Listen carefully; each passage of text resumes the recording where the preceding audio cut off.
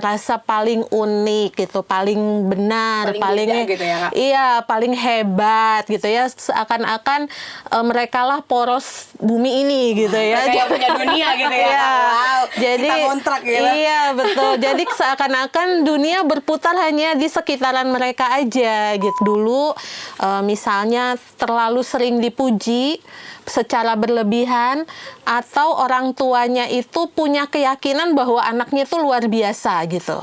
Sehingga akhirnya membuat si anak ini ketika dia tumbuh dewasa sangat membutuhkan pujian, validasi ya gitu, sangat butuh untuk dikagumi. Proses penyembuhan NPD ini perlu kesadaran untuk mengakui dulu bahwa saya NPD. Lalu kemudian punya komitmen untuk dan punya dukungan yang kuat untuk sembuh. Ya ini realitanya ya Kak ya. Iya. Lebih mungkin korban NPD yang konseling daripada si NPD ini itu sendiri. Gitu, ya. Tapi ya tidak mustahil lah ya kalau dengan pertolongan Tuhan gitu ya.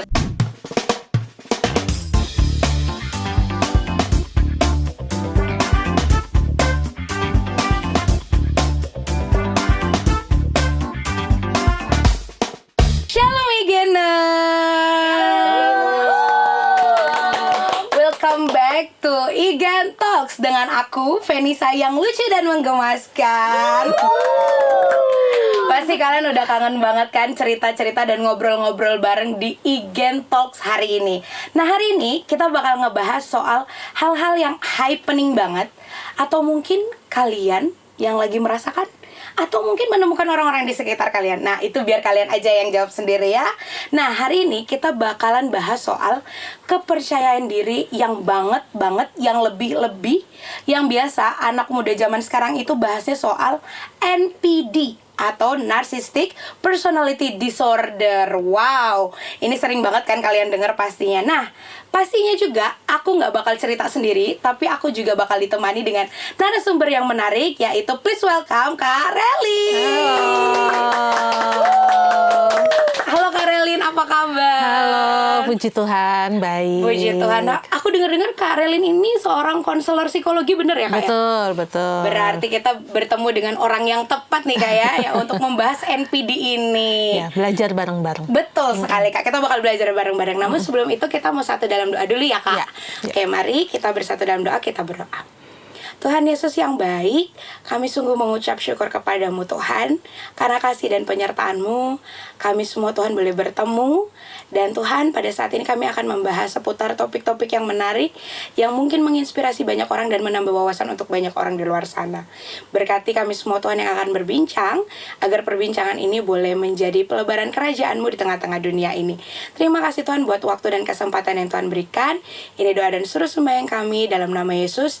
Amin. Amin. Oke Kak Relin, tadi aku udah spill di awal soal NPD atau kepercayaan diri yang berlebihan. Nah, kalau dari Kak Relin nih sebagai konselor psikologi, sebenarnya NPD itu apa sih Kak? Ya, jadi kita melihat dulu pengertiannya ya. Tadi Kak Venisa sudah bilang tuh NPD, Narcissistic Personality Disorder. Bahasa Indonesianya kalau kita terjemahkan ya gangguan kepribadian narsistik gitu ya. Jadi kalau di DSM-5 itu masuknya klaster B ya, gangguan kepribadian yang ditandai ciri utamanya adalah harga diri yang sangat tinggi, punya kebutuhan untuk dikagumi secara berlebihan, kemudian juga tidak atau kurang empati ya, jadi kemampuan empatinya rendah sama manipulatif gitu ya, dan biasanya juga berpusat pada diri sendiri. Jadi kalau bahasanya orang NPD mungkin mereka itu kan cenderung merasa istimewa ya, merasa spesial, merasa paling unik gitu, paling benar, paling gitu ya, Kak? Iya, paling hebat gitu ya. Seakan-akan mereka lah poros bumi ini gitu ya. Mereka yang punya dunia gitu ya. Iya. Wow. Jadi kita kontrak gitu. Iya, betul. Jadi seakan-akan dunia berputar hanya di sekitaran mereka aja gitu ya. Jadi yang lainnya nggak penting gitu. Jadi pusat dunia ini adalah mereka. Jadi itu ciri khas NPD ya, walaupun ciri-ciri yang lain juga ada sih, kayak biasanya orang NPD itu tidak pernah merasa bersalah. Wow. Jadi kalau ada sesuatu biasanya ya mereka akan blaming ke faktor eksternal atau orang lain, peristiwa, cuaca, nggak mungkin mereka yang salah gitu ya. Pokoknya yang lain gitu ya. Iya, di luar tadi ya, gitu. di luar diri mereka. Pokoknya mereka pasti selalu merasa mereka benar gitu ya, dan manipulatif juga gitu. Karena ingin mendapatkan dikagumi itu loh. Jadi mereka juga sangat mengharapkan orang lain tuh bisa patuh gitu sama mereka ya. Jadi cukup dominan juga. Bahkan juga bisa melebih-lebihkan prestasinya atau bakatnya. Walaupun sebenarnya kalau kita telusuri ya bakatnya biasa aja, sebenarnya nggak sepadan lah dengan apa yang dia sampaikan gitu. Yang dia banggakan itu, dan overconfident ya. Jadi sangat membanggakan diri, membesar-besarkan pencapaiannya dia sendiri. Terus juga yang satu lagi biasanya orang-orang NPD itu merasa dirinya eksklusif. Nah, jadi contohnya ya, misalnya dia hanya pantas bergaul dengan orang-orang yang terkenal, misalnya orang-orang ya pansos lah ya mungkin ya, orang-orang yang punya status sosial tinggi, yang kaya raya. Jadi mereka merasa orang-orang itu yang hanya bisa memahami mereka gitu. Jadi saking merasa eksklusif. Hanya orang-orang terpilih gitu ya, Kak. Betul, karena tadi mereka ngerasa beda, ngerasa eksklusif sendiri, tapi sebenarnya mereka ini orang-orang yang mudah terluka sebenarnya ya terhadap penolakan. Jadi mereka sangat tidak bisa menoleransi penolakan biasanya gitu, dan maka kesannya mereka cenderung arogan, keras kepala gitu ya, angkuh, ambisius, dan punya kesulitan dalam menjalin hubungan interpersonal biasanya gitu. Jadi tadi kalau sekilas itu NPD itu ya dia pusat dunia ini gitu. Oke, wow.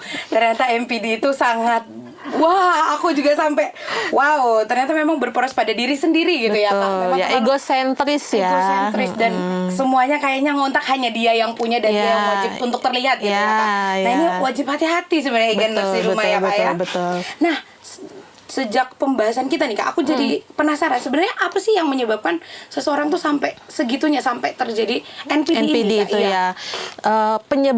Penyebab NPD itu sebenarnya tidak bisa disebutkan hanya dari 1-2 faktor aja. Itu sesuatu yang cukup kompleks ya, cukup complicated. Jadi kalau menurut risetnya, menurut penelitiannya, faktor genetis dan faktor psikososial itu cukup mempengaruhi terjadinya atau seseorang mengalami NPD gitu. Kayak misalnya faktor genetis itu mungkin di dalam keluarganya ada riwayat yang juga mengalami NPD gitu. Nah, ini secara genetis sangat mudah untuk diturunkan atau diwariskan gitu ya, dari keluarga ataupun dari orang tua. Biasanya kalau ditelusuri ada gitu ya, ada di dalam keluarganya. Kemudian juga kondisi otak ya, struktur otak, mungkin perubahan aktivitas neurotransmitter. Jadi kalau istilahnya itu ya, neurotransmitter dopamin dan serotonin itu juga dikatakan berpengaruh juga terhadap terjadinya gangguan NPD.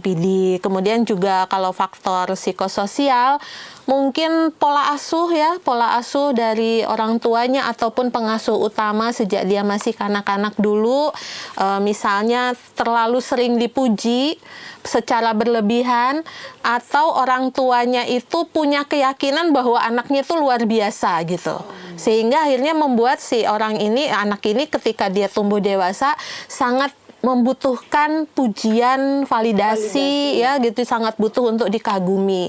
Atau sebaliknya, pola asuh yang dia memang tidak pernah dipuji tidak pernah dipuji, mungkin sering mengalami pengabaian, penolakan di masa kecilnya, sehingga ketika dia dewasa dia tumbuh menjadi orang yang sangat mencari-cari pujian itu tadi ya. Bisa juga dari lingkungan. Jadi mungkin dia tumbuh di lingkungan yang punya contoh perilaku manipulatif, entah itu orang tuanya ataupun pengasuhnya, sehingga perilaku manipulasi itu dia pelajari. Nah, salah satu ciri khas NPD itu kan tidak punya empati. Kemungkinan dia juga di masa kecilnya atau di masa tumbuh kembangnya tidak pernah merasakan diempatiin. Karena gini juga Kak, kita itu bisa berempati sama orang lain kalau kita juga sudah mengalami pernah diempatiin. Gitu ya. Kalau kita nggak pernah diempatiin, ya kita nggak punya konsep. Kita nggak Makanya tahu jadi gimana nggak ya, tahu Kak, caranya berempati sama orang lain. lain. Nah, kemungkinan lingkungannya juga seperti itu ya. Jadi secara psikologis mungkin juga ada harga diri yang rapuh ya. Mungkin dia juga punya trauma-trauma di masa kecilnya secara psikososial gitu. Jadi memang tidak bisa disebutkan penyebabnya 1-2 saja. Biasanya gabungan dari beberapa Banyak faktor ya, ya, karena cukup kompleks ya kalau kita ngomongin tentang apa penyebabnya gitu ya. Betul. Wow, ternyata memang dari pola asuh juga berpengaruh ya Kak, Bisa. dari genetik dan banyak hal, mungkin hal yang tidak dia dapatkan, justru dia tidak punya konsep sehingga dia tidak bisa melakukan itu kepada orang lain gitu ya Kak. Betul. Wow, ternyata kompleks juga ya MPD ini Kak. Nah, teman-teman juga yang di rumah penasaran nih Kak, bagaimana sih cara mengetahui bahwa MPD tadi kan soal percaya diri. Nah, percaya diri atau keadaan yang kita miliki masih dalam taraf yang normal dan belum termasuk dalam NPD. Oke. Dan apakah berusaha untuk diri sendiri tanpa memikirkan orang lain itu termasuk dalam NPD? NPD. Atau egois tadi ya? Iya. Itu gimana sih Kak? Iya, jadi begini. Percaya diri yang proporsional itu sebenarnya sangat positif buat kita gitu ya, untuk kita menghadapi tantangan, mencapai tujuan. Contohnya misal kita diperhadapkan mau ikut lomba atau olimpiade bahasa Inggris atau olimpiade matematika. Tapi kalau saya mengukur bahwa saya itu mampunya di bahasa Inggris, maka saya daftar olimpiade bahasa Inggris gitu ya. Artinya saya percaya diri ikut olimpiade bahasa Inggris karena saya bisa mengukur ya self efikasinya jalan gitu ya. Saya bisa menakar kemampuan saya di bidang bahasa Inggris. Saya tidak daftar di olimpiade matematika karena saya menakar kemampuan diri saya tidak di situ gitu ya, kapasitasnya. Jadi itu bukan minder sebenarnya. Justru dia sangat percaya diri, dia tahu bisa mengukur dirinya. Nah, terlalu percaya diri ini ya garis bawahnya ya. Terlalu percaya diri tidak selalu artinya NPD. Ya. Jadi jangan langsung ini ya, gitu ya, jangan langsung di NPD gitu ya. Jangan langsung label. Tidak selalu berarti dia NPD, tetapi terlalu percaya diri bisa menjadi salah satu gejala NPD. Sampai sini bisa dipahami ya, apabila tentu saja kita kalau ngomongin seseorang itu NPD atau tidak, itu kan dilihat dari beberapa gejala. Kalau di SM5 nggak cuma lihat satu aja faktornya, oh dia percaya diri aja, enggak, tapi biasanya harus ada 4-5 gejala dan itu konsisten dalam jangka waktu berapa lama gitu ya.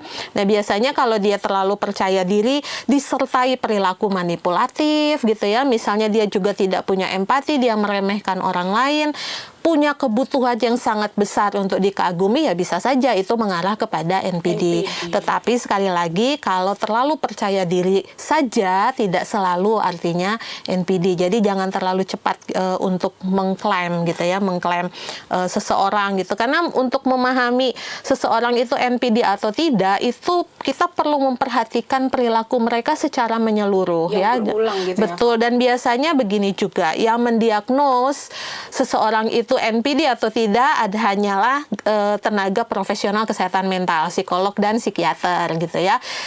Kita orang awam nggak bisa gitu, dan kata NPD itu sendiri sebenarnya kan bahasa diagnosa. Nah, jadi kita sendiri mungkin sebagai orang awam boleh dikurangin gitu ya label NPD-nya. Ya mungkin bisa diganti lah, misalnya dengan dia orangnya menyebalkan gitu ya, orangnya sulit, problematik. Itu bahasa-bahasa awam aja gitu ya. Jangan pakai bahasa-bahasa diagnosa gitu, karena jangan sampai kita self diagnose gitu ya. Kita mendiagnosa tapi kita nggak, sebenarnya bukan ahlinya. Karena untuk mendiagnosa seseorang NPD atau tidak itu perlu assessment, bahkan mungkin melakukan tes-tes psikologi tertentu yang dilakukan oleh psikolog dan psikiater sebelum akhirnya ditegakkan satu diagnosa orang tersebut NPD gitu ya. Oke Kak, berarti balik lagi kita jangan sampai self diagnose. Betul. Dan kata NPD ini ternyata adalah bahasa diagnos ya Kak ya. Dan bukan lebih baik kita menggunakan bahasa-bahasa awam yang normal-normal aja gitu ya Kak. Betul. Dan kemudian percaya diri juga itu baik ketika memang sesuai dengan porsinya ya, gitu proporsional. Proporsional tadi menunjukkan kemampuan juga dengan yang pas-pas aja ya Kak ya. Betul. Bukan nanti kepercayaan diri tanpa alasan yang menjadikan itu sebagai pemicu dari NPD tadi ya Kak ya. Nah, Kak, aku juga mau nanya nih. Kalau dalam Alkitab nih Kak, adakah tokoh atau kisah yang menceritakan soal NPD ini Kak? Oke. Ada gitu ya. Kalau tapi sebenarnya gini, kalau kita melihat ke dalam Alkitab tidak ada ya secara eksplisit tokoh Bilang ini NPD gitu ya. ya, nggak ada. Tapi mungkin kalau kita studi tokoh Alkitab melalui lensa ilmu perilaku atau ilmu psikologi gitu ya, mungkin ada beberapa yang kemungkinannya bisa dikategorikan NPD gitu ya. Tapi tadi aku agak lupa ya yang apa namanya memprioritaskan diri tadi ya. Apakah itu termasuk NPD? Iya, Aku Kak, lupa benar. tadi ya. Nah, itu sebenarnya self love dengan NPD itu beda. Ya, beda. Self love itu menyayangi diri tanpa mengorbankan kebahagiaan orang lain. Tapi kalau yang NPD tadi gitu ya, dia bisa apa namanya menghalalkan segala cara gitu ya, karena pusatnya dia dan selalu bottom line-nya selalu ada kebutuhan untuk dia dikagumi, membuat orang lain terkesan gitu ya. Jadi kalau mau self love itu dia bisa membuat batasan tanpa melanggar batasannya orang lain gitu ya, membuat batasan tapi juga tetap menghormati batasannya orang lain. Jadi berbeda ya, kalau NPD itu lebih egosentris, kalau self love itu tidak egosentris ya, jadi mencintai tanpa ego. Sorry tadi kelewat apa-apa, gitu ya, iya. agak kelewat. Nah tadi balik lagi ke tokoh di dalam Alkitab ya, karena ini saya kan bukan dari apa namanya ilmu teologi ya, jadi jadi sempet sih diskusi sama teman saya, dia pendeta yang menempuh ilmu teologi di S2 S3-nya di Korea gitu ya. Saya ngobrol-ngobrol karena NPD ini lagi happening banget dibahas iya, di mana-mana gitu ya. Dan cukup menarik nih kalau kita melihat tokoh-tokoh di dalam Alkitab yang kemungkinan dikategorikan atau memiliki kecenderungan ke arah NPD gitu ya. Sebenarnya ada beberapa yang bisa kita sebutkan gitu, misalnya Raja Saul. Ya, kalau kita tahu, kita bisa baca, mungkin teman-teman di rumah bisa baca dari 1 Samuel 18 ayat 7 sampai 9 gitu ya. Nah, di situ bisa kelihatan tuh kalau sebenarnya dari kisah Raja Saul ini kan punya perasaan insecure ya terhadap Daud gitu. Juga dia mudah marah, dia takut sekali kehilangan popularitasnya gitu ya dan pengaruhnya, mencari pujian, dan juga dia mencoba bahkan karena iri ya dengan cemburu gitu ya karena oleh Daud, dia sampai pengen bunuh Daud kan gitu. Ada juga yang lain, misalnya Raja Nebukadnezar gitu, itu bisa dibaca di Daniel 3 dan Daniel 4 gitu, karena dia raja ini merasa sebagai pusat dunia gitu ya. Jadi dia sampai dia membangun patung emas untuk disembah gitu, dan membanggakan bahwa kerajaan Babel itu seolah-olah hasil usahanya dia sendiri gitu ya. Mungkin Firaun Mesir juga bisa ya dikategorikan NPD ya gitu, karena dia merasa dirinya kan sebagai dewa ya gitu. Dia walaupun udah dikasih kuasa-kuasa Tuhan, tapi kan dia tetap nggak mau gitu membebaskan bangsa Israel gitu ya. Kemudian ada satu lagi tokoh Haman kalau nggak salah di dalam kitab Esther. Itu bisa dibaca di Esther 5 ayat 11 sampai 13 gitu ya.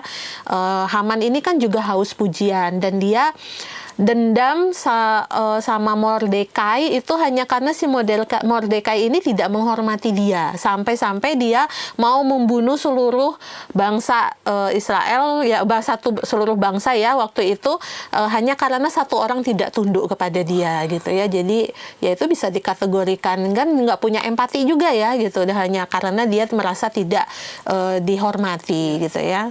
Ya mungkin itu ya kalau yang sepemahaman saya gitu, nggak terlalu banyak, karena kalau untuk studi tokoh mungkin masih ada lagi yang lain gitu ya mungkin. Tapi gitu. bukan berarti mengklaim ya Kak, tapi Iya. setelah melihat track ceritanya mungkin bisa ada faktor-faktor NPD juga ya Kak. Jadi gitu. tapi balik lagi juga menjadi menarik ketika memang kita melihat bahwa tadi balik juga yang self love tadi ya Kak. Yang penting kita bahagia tapi tidak mengorbankan kebahagiaan orang lain gitu ya Kak. Nah Kak, setelah kita bercerita soal tokoh Alkitab, aku mau tanya juga nih Kak, ayat atau bagian Alkitab mana sih yang dapat menolong saat kita merasakan sudah mulai ada NPD dalam diri ini? Ya. Gitu sih Kak. Oke. Atau ada ayat apa sih yang bisa menguatkan kita dan teman-teman Igeners di rumah yang sedang mengalami NPD gitu. Oke. Mungkin yang pertama ketika kita ingin menolong gitu ya saat mengalami NPD, mungkin ada ayat teman-teman bisa buka gitu ya, Filipi 2 ayat 3 sampai 4. Nah, di situ dikatakan janganlah melakukan sesuatu dengan perselisihan atau dengan kesombongan, tetapi dengan kerendahan hati. Anggaplah orang lain lebih utama dari dirimu sendiri. Janganlah setiap orang hanya memperhatikan kepentingannya sendiri, tetapi juga kepentingan orang lain. Jadi ayat ini mungkin bisa mengingatkan kita gitu ya, tentang kerendahan hati, bahwa kita juga tidak boleh egois gitu ya, tidak boleh hanya mementingkan diri sendiri, tapi kita juga perlu mempertimbangkan kepentingan orang lain. Nah, mungkin juga ayat yang sering kita dengar nih setiap minggu di ibadah gitu ya, Matius 22 ayat 39 tuh yang bilang, dan hukum yang kedua yang sama dengan itu adalah kasihilah sesamamu manusia seperti dirimu sendiri gitu ya. Nah, ini juga bisa menjadi penolong juga ya, mengingatkan kita gitu ketika kita merasa tuh jangan-jangan aku juga NPD gitu ya. Nah, kalau untuk menguatkan teman-teman atau mungkin ada orang-orang di sekitar kita yang mengalami NPD, mungkin kita bisa pakai ayat atau mungkin melihat ayat ya, bukan pakai, tapi ayat dari Yakobus 5 ayat 16. Saya bacakan ya sini. Karena itu akuilah dosa-dosamu satu sama lain dan berdoalah untuk satu sama lain supaya kamu sembuh. Doa orang yang benar bila dengan yakin didoakan sangat besar kuasanya. Bisa juga dilengkapi dengan Galatia 5 ayat 22 sampai 23. Tetapi buah roh ialah kasih, sukacita, damai sejahtera, kesabaran, kemurahan, kebaikan, kesetiaan, kelemah lembutan, penguasaan diri. Tidak ada hukum yang menentang hal-hal itu. Nah, itu mungkin bisa kita renungkan gitu ya, untuk ketika kita ingin menolong orang-orang di sekitar kita yang mengalami NPD gitu. Oke, Kak, ternyata memang Alkitab ini pegangan yang sangat baik buat kita ya sehari-hari. Karena memang kita selalu diingatkan, walaupun dengan berbagai perubahan zaman, dengan kasus-kasus NPD dan lain sebagainya, ayat Alkitab tuh selalu mengingatkan kita bagaimana pasti. dan mengontrol diri kita juga ya, Kak. Betul. Nah, Kak, mungkin Igenus di rumah juga punya satu pertanyaan yang paling menarik dan sering ditanyain banget ini. Apakah, Kak, NPD itu termasuk dalam penyakit menular? Gitu, Kak. Kadang-kadang kan kayak kamu NPD gitu kan, Kak. Terus, dan apakah sebenarnya NPD ini dapat disembuhkan, Kak? Iya, oke. Jadi gini ya, NPD itu bukanlah kondisi yang menular seperti sakit flu, batuk gitu ya, tolong gitu. Tolong digarisbawahi gitu ya. Tetapi perilaku dan sikap seseorang yang NPD itu tentu bisa mempengaruhi orang-orang di sekitarnya, bahkan bisa membuat korban NPD ini trauma, stres, mengalami kecemasan juga gitu ya. Orang-orang yang menjadi korban NPD bisa mengalami gangguan kesehatan mental. Tetapi sekali lagi tidak seperti flu, batuk pilek ya penularannya, tetapi bisa mempengaruhi kehidupan orang-orang di sekitarnya. Nah, apakah NPD itu bisa disembuhkan? Begini, kalau menurut teorinya ya, NPD itu termasuk gangguan kepribadian yang bersifat kronis dan kompleks gitu ya, dan menurut pakar itu tidak mudah untuk disembuhkan ya. Jadi tetapi dengan terapi yang tepat, dengan dukungan yang kuat, dan tentu saja dengan pertolongan dari Tuhan, ya orang NPD bisa kok mengalami perubahan yang lebih positif. Tetapi dia harus mau berproses, masuk pemulihannya secara holistik gitu ya. Jadi secara fisik mungkin dia self care, konsultasi dengan psikiater, mungkin diperlukan obat ya karena ada kaitannya dengan neurotransmitter di otak gitu ya. Mungkin juga ada aktivitas-aktivitas positifnya, psikoterapi dengan psikolog gitu ya, dengan konselor, sehingga dia bisa secara mental juga bisa mengembangkan mekanisme pertahanan diri yang lebih sehat misalnya gitu. Secara sosial dia punya dukungan emosional, support system yang baik, dan secara spiritual juga memiliki relasi yang baik dengan Tuhan gitu. Jadi proses penyembuhan NPD ini perlu kesadaran untuk mengakui dulu bahwa saya NPD. Lalu kemudian punya komitmen untuk dan punya dukungan yang kuat untuk sembuh. Tapi memang ya ini realitanya ya, Kak ya, lebih mungkin korban NPD yang konseling daripada si NPD ini sendiri. Gitu, ya. Tapi ya tidak mustahil lah ya, dengan pertolongan Tuhan gitu ya. Siapa tahu mengakui waktu Tuhan gitu ya. Betul, dapat anugerah gitu ya. Gitu. Benar, Kak. Waduh, tapi menarik jadinya ya, Kak ya. Ternyata justru korban-korban NPD-nya yang itu lebih mungkin konseling, betul, daripada yang mengalami NPD. Betul sekali. Tapi ternyata pembicaraan kita soal NPD ini Kak sangat menarik banget, dan aku jadi punya wawasan yang luas soal NPD. Jadi ternyata dari mulai hal empati yang kita tidak rasakan, dan mungkin memprioritaskan diri kita untuk harus terus bahagia dan selalu harus terlihat. Tapi kalau misalnya itu masih di taraf wajar dan tidak mengorbankan orang lain, Betul. berarti itu masih normal ya Kak ya. Iya. Tapi kalau sudah mulai mengorbankan perasaan orang lain atau mengorbankan Iya. orang lain, nah itu harus hati-hati. Harus hati-hati, Gitu ya. betul. Karena Kak, aku pengen dong denger pesan Kakak buat teman-teman e-gainers yang ada di rumah. Iya, karena sedang happening banget gitu ya tentang NPD, sebaiknya kita tidak self-diagnose ya. Bagi kita orang awam, kalau memang bertemu dengan orang-orang yang mungkin kita curigai dia ada gejala NPD, ya mungkin kita bisa pakai label yang lain, misalnya problematik lah, sulit atau apa. Tetapi jangan mendiagnosa sendiri. Dan kalau memang kita merasa bahwa kita kewalahan menghadapi orang-orang NPD yang kita jumpai, nggak apa-apa kok bikin batasan gitu ya, sama kita juga menjaga kesehatan mental kita sendiri. Tapi kalau memang kamu terpanggil untuk menjadi caregiver dari para NPD, boleh pelan-pelan didorong gitu ya untuk mereka mau konsultasi dengan tenaga profesional gitu. Dan tetap berempati, mendoakan gitu. Wah, itu yang penting ya Kak, saling mendoakan dan support. Betul, ya. Wow Kak, gak terasa obrolan kita sudah sangat panjang dan menarik banget dan seru banget. Terima kasih banyak Kak Sama-sama. Relin, menambah wawasan buat aku dan juga buat e-gainers yang ada di rumah. Nah sekarang aku juga mau minta Kak Relin buat doa untuk Oke. aku dan mungkin teman-teman e-gainers di rumah. Oke, mari kita berdoa.